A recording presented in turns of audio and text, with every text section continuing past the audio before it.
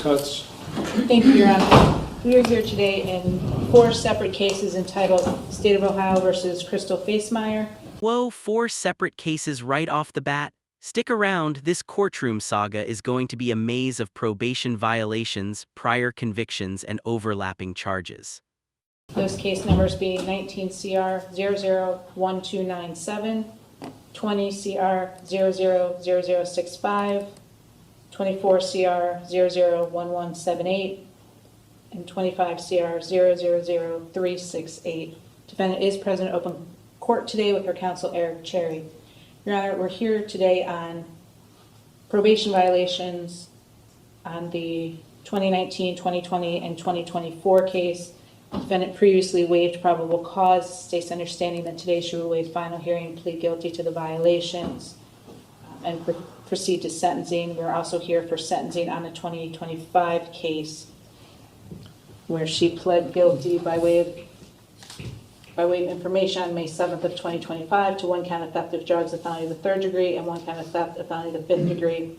At that time, an updated pre-sentence report and victim impact statements were ordered. It's the state's understanding the updated pre-sentence report was completed and provided to the court, and that all parties are prepared to go to sentencing. Even though the 2025 case is new, it's tied directly to earlier violations. One misstep can ripple across multiple court cases, a sharp reminder about the long reach of probation.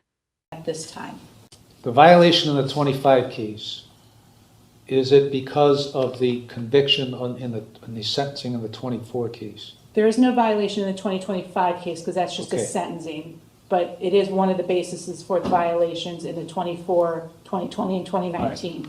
All right, so she's already pled guilty in the 19 and the 20. That's from a prior probation violation. All right, I'm not even gonna monkey around with that, okay? We're going forward on the 25 case. Is there a violation filed in the 24 case? Yes. What's the violation? The violation in the 24 case is 1, 2, 3, 4 violations of Rule 1. What's Rule 1? Don't give me these rule numbers, just give me what the violations all are. local, state, and federal law, so it's all of the new charges. I know, for what charge? For the 25 case? Yes. So for the original charges stemming out of Willoughby Municipal Court, 25 CRA. So you have a violation in the 24 case for the criminal nature of the 25 case.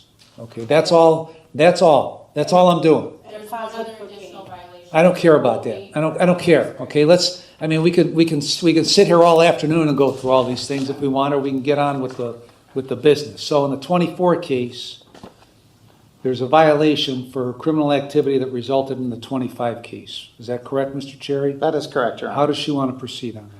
Your Honor, I've had an opportunity to discuss this with my client, and we're prepared to waive final hearing and enter admission at this time. Is that what you want to do, Ms. Facemeyer? Yes, Your Honor. So on the 24 case, what is your plea to the violations which came as a result of the criminal activity in the 25 case? Guilty, Your Honor. All right, I'll accept your guilty plea and find you guilty. Now, There is a turning point.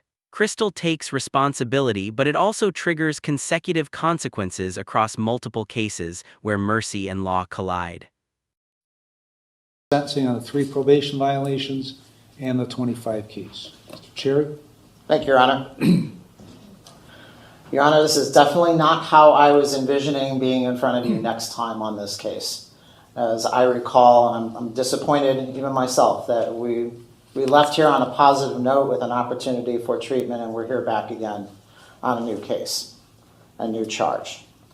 All I can say is that I've been involved with people that have been recovering from addiction of various kinds and various stages for a long time now.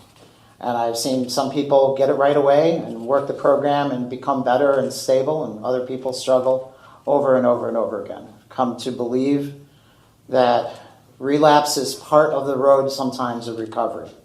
And it's an unfortunate unfortunate thing to understand for people who are outside, who don't experience what it's like to be subject to an addiction. Ms. Facemeyer has addressed and still struggles with, and will always struggle with, her substance addiction. Nevertheless, she had largely been in remission prior to maybe what happened when she was taken into jail with positive. Beyond that, she had 3.5 years. Action isn't linear. Judges and support systems have to balance punishment with treatment. Crystal's story shows recovery is a long, winding road. After you put her out on judicial release before she got back in the system. She has been able to put together a long period of sober time. This addiction is a replacement addiction. It's the same thing that happens in your brain, no matter what your drug or activity of choice is. It triggers your endorphins, makes you excited. Your reward center lights up. That has now happened for Crystal Facemeyer with gambling, what used to be for drugs. It's nothing different. It's just a new flavor of the same problem she's had. And I know you've worked with her for a long time and given her plenty of treatment opportunities. I would just ask this court to consider NeoCap again. The last time she was there was in 2016. NeoCap is a program that is designed to address criminal behaviors and is a program that can handle a gambling addiction along with whatever might remain of her drug addiction and get her back on the path to where she is able to be honest with herself. One of the things that was mentioned by the prosecution in chambers is that her honesty is an issue. Well, of course it is. She's an addict. Addicts are by nature dishonest. They have to do whatever they can do to maintain their addictive lifestyle. I'm just asking you, whatever you do for her sentence, that you consider treatment to be a significant... Her attorney pushes for structured treatment, not just mercy. NeoCap could be a second chance legally and personally. The court's decision here is life-changing. ...significant and primary part of it, so that we don't just throw Crystal Facemeyer away. We give her at least the tools available to her that she can recover. And I'm asking this court to issue a NeoCap order, the jail treatment program, and an opportunity to come back before you in, say, a year for a judicial release hearing and possible probation with IOP. Thank you. Thank you. Ms. Facemeyer, what do you want to tell me? Your Honor, I just want to take full responsibility for my actions this time. I understand I've been in front of you a lot of times, and this time, though, I stand before you just asking for a last chance at mercy because I do finally have a life that you gave me when you gave me judicial release that I don't want to lose. I'm here because you granted me that chance to even go into treatment and save my life that first time, and I'm just asking for it one more time, Your Honor, please. Thank you. Ms. Your Honor, Cutts? I apologize, but I failed to ask you earlier. My client's boyfriend, Dan Blankshane, would like to be heard, and Pastor Rollins is here as well. You heard from them before. Okay, just tell me, just state your name and tell me whatever it is you want me to know. Your Honor, my name's Daniel, and I'm Crystal's boyfriend. I acknowledge the fact that her actions and her choices alone are the reason that we are here today. I met Crystal in the program of Alcoholics Anonymous several years ago. We were members of the same home group. We both held various service positions in the group. As I got to know her a little bit more, I learned about her struggles and her journey. I had the chance to hear her story at a meeting the first time that she gave it publicly, and it gave me a lot of hope at a time where I was dealing with a lot of personal issues. And it gave me that hope that if I kept applying myself and I kept applying the principles of the AA program, that I'd be able to overcome my circumstances and maintain my sobriety, which by God's grace I have for over 7 years. Since that time, Crystal and I have gotten to know each other very well. She came to live with me in January of 2024. We continue to attend AA meetings both together and separately. We attend St. John Nottingham Lutheran Church together nearly every Sunday.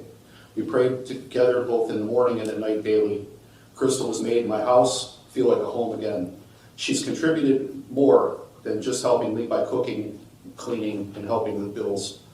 She's encouraged me when I've doubted. She supported me when work has been overwhelming, and she selflessly helped her 22-year-old nephew out with money for car repairs and helping him tie up loose ends while she's received no emotional or financial support from her own mother or father or anyone else in her family.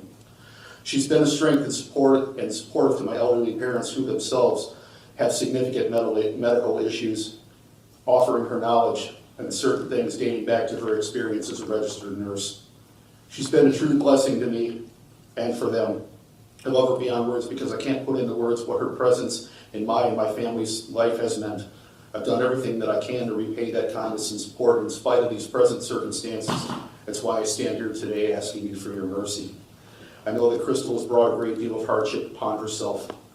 I know that every avenue has been explored and tried. has not all gone in vain. Though her progress has been slow and has not satisfied this court entirely to this point, I have seen growth. As a recovering alcoholic and addict myself, I know firsthand not only the potential for legal consequences for those who suffer from this disease and the choices that they make, but most frightening is the potential that any day, any time an alcoholic or addict of any sort of vice chooses to drink, the drug, or even something like gambling over sobriety, it could be their last. Crystal chose to accept treatment when it was ordered to her and abstained and remained free from the grips of drugs for over 5 years until these present circumstances. Each addict progresses at a different pace, and once we cross that line, everything has the potential to be just as dangerous and destructive regardless of the form that it comes in. Crystal has come to that same realization and asked me to begin looking for facilities that would accept her on an inpatient basis the same day that she was arrested. I firmly believe that she has finally reached bottom and is willing to address these demons fully once and for all, but she needs that opportunity and a little extra grace in order to be able to do it. I've made several calls and tried to find somewhere that would accept her on an inpatient basis for gambling, but there is none that has been available. She has had 2 assessments that were conducted, one by Lake Geauga and one by the McIntyre Center in Geauga County, and they are unable to accept her. However, there is Signature Health, which is where she receives her psychiatric help from, which does have a gambling-oriented IOP program, as well as individual gambling counselors licensed and certified in that area of recovery. Your Honor, I understand that punishment is part of justice, but I humbly believe that restorative justice should also include the restoration of the offender. Part of that restoration and recovery from addiction is establishing a relationship with a higher power, who Crystal and I both know as our Lord and Savior, Jesus Christ. Crystal is still a young woman who has shown potential in the past. She fell into a long, dark, and troublesome path and has struggled mightily to free herself, and it hasn't been for lack of effort. Addiction is a cunning, baffling, and powerful disease. It leads people like her and I and countless others down the road to ruin, but it doesn't have to be a death sentence for us. We do recover if we're willing and we're able, and when I see her, I see through the years of the struggles that she's endured, the look of defeat, the emotional toll it's taken on her. I see the woman who still has hope, who still is holding on to her faith, and who just needs a little bit of extra help so that she can live a full and productive life. One that can make us all proud. It's never too late while we're on this earth to make the changes that we want to make within ourselves. It is my prayer that you will consider this and that you will grant her that opportunity. Thank you. Thank you. Ronald Rollins, I'm associate pastor at St. John Nottingham, where both Crystal and Dan attend. I'm here to support her. As long as she's been incarcerated, I've continued to visit her and pray with her and to help her understand that she's not abandoned. My concern is that she feels alone. She knows that our Lord is with her, but this is a difficult time for her, I understand. But I'm here purely out of support for her and to seek the mercy of the court for her. Thank you. Ms. Cutts? Thank you, Your Honor. I won't go through every detail. I know this court is familiar with these cases, but I do feel I need to do a level of information for the record. So in this most recent case in 2025, defendant was going into people's cars that were in parking lots. She was checking which doors were open. When they were open, she was going in and taking anything out that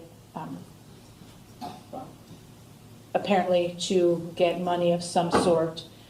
She was at 2 different locations on March 17th for the most recent case. One was a business. One of the employees, Tammy Orr, went out to her car early in the morning.